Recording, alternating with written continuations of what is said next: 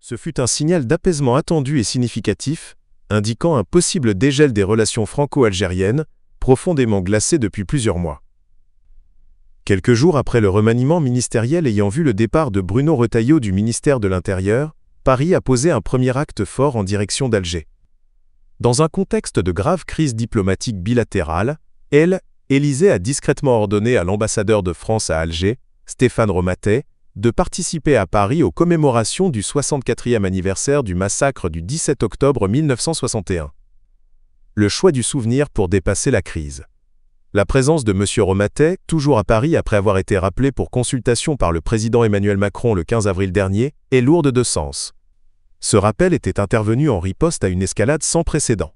La décision d'Alger d'expulser 12 agents de l'ambassade et des consulats français, elle-même consécutive à l'arrestation d'un agent consulaire algérien à Paris une semaine auparavant.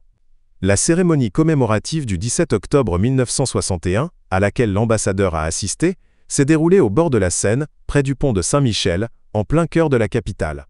Il s'agit d'une date particulièrement douloureuse de l'histoire partagée, le massacre brutal de manifestants algériens pacifiques, partisans du FLN, Front de Libération Nationale, par la police française sous les ordres du préfet Maurice Papon, en pleine guerre d'Algérie.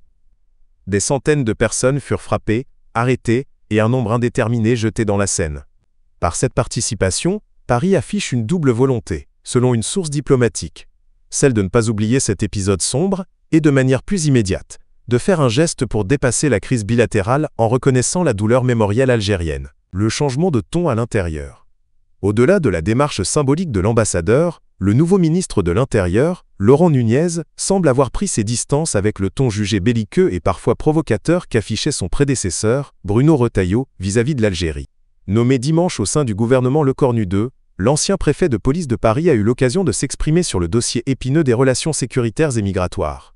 Actuellement, dans les centres de rétention administratifs, nous avons 40% d'Algériens que nous avons du mal à reconduire. C'est un sujet que je vais regarder de très près.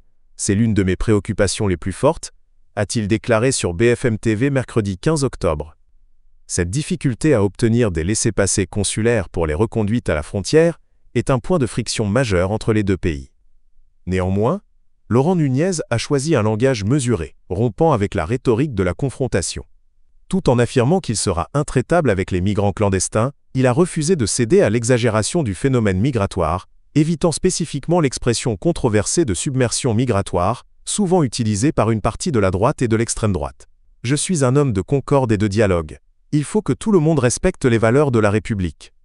Il ne faut pas qu'on donne l'impression que l'altérité et l'autre nous posent un problème, a-t-il affirmé.